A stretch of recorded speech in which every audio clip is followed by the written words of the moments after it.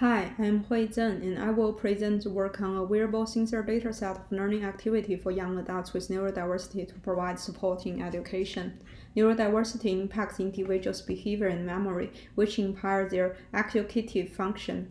About 70% of children in U.S. present neurodiverse condition. When performing learning activity, neurodiverse students need assistance from supportive staff by observing students' behavior. The assistant provides them verbal and gesture interventions and communication when needed, whereas there are off-class and online course scenarios where the supportive staff are absent, especially due to COVID-19. There are more and more online courses where students cannot get support. In those scenarios, data-driven assistive wearable technologies are promising to support them via monitoring and tracking by utilizing machine learning. However, neurodiverse young adults are still thus supported by AI-driven assistive technology due to the lack of inclusive dataset. A wearable sensor dataset for learning activity collected from people with neurodiversity provides opportunity to train models for activity recognition and to automate monitor tasks that can facilitate providing less obtrusive intervention.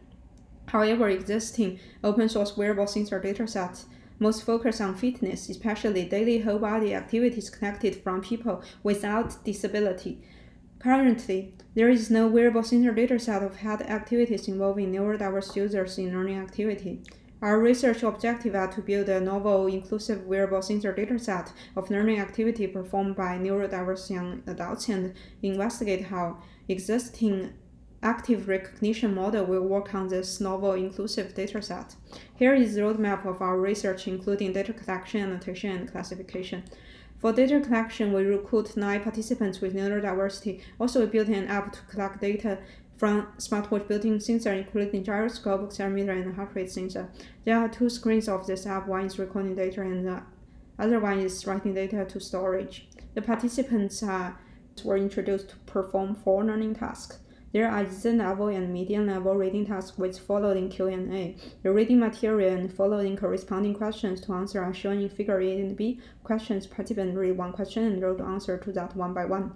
There is one typing task involving copying and taking notes of the contents in the slides in Figure C. Besides, there is the prompt writing task and topic of writing and sample of writing by one participant shown in Figure D. In annotation by observation, we set 6 labels which are read, write, Q&A, type, write, off task, and taking rest. Stakeholders individually watch and annotate the video by labeling each second. Flex kappa reliability of agreement reaches 98.79%. The final dataset presents a wearable sensor data of 8 participants, including 3 females and 5 males. The average age was 28.5 years old, with range from 23 to 31. There are 13 dimensions of features from raw data. They encompass 12 dimensions of features from 4 motion sensor with 3 axes and 1 feature from heart rate sensor measured in beats per minute. Then we pre-process the raw data using sliding window, and we compute 5 metrics including mean, standard deviation, median, 25% and 75% percentile per sliding window. For details, the QR code presents a link to our dataset. For classification on this novel dataset, we adapted 5 state-of-the-art technologies, including both conventional and deep learning models. FASN, a hierarchical attention model for time series, logistic regression, multi-layer perception, conventional recurrent neural network (CRNN), non-short-term memory (LSTM). We conducted 2 classification tasks. One is user-dependent evaluation per participant. We split their own data for training, validation, and testing. The other one is user-independent evaluation via leave one user out method. For evaluation, we reported 5 metrics including balanced accuracy, BA, F1 accuracy, processing, and recall. Overall, CRN performed the best in the user-dependent evaluation, and FASN performed the best in the user-independent evaluation.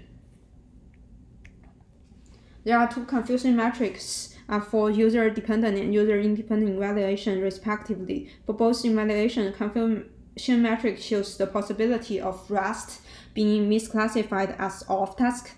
One reason may be for the rest and off-task, the hand activities are similar, and static, which is hard to distinguish between.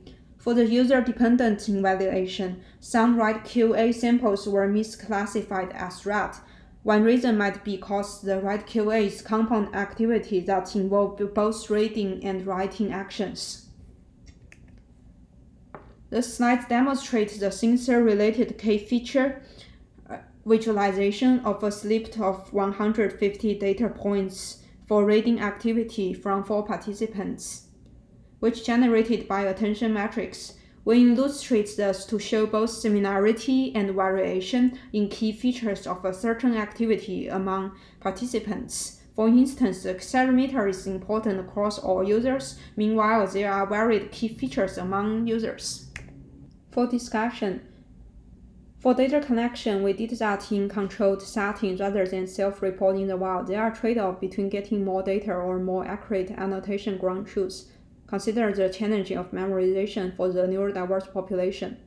Data annotation manually is also time-consuming, especially during pandemic. It is possible to automate the labeling process by recognition models. For unbalanced samples, for example, we got way more data points of reading than off-task, which fits the real-world situation.